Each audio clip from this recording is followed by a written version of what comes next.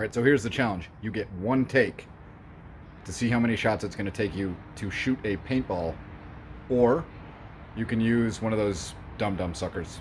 If you don't have a paintball, it's about the same size. At 50 yards, standing offhand.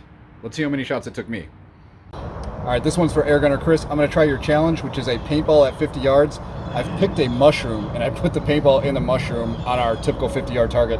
I've also got a scope cam, which will make it a little bit more difficult, but I'm going to give it a shot, and let's go.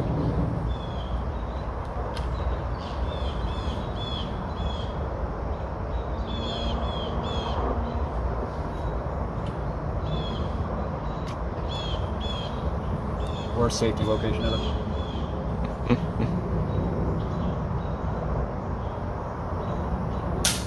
Oh, one shot! Baby. One shot!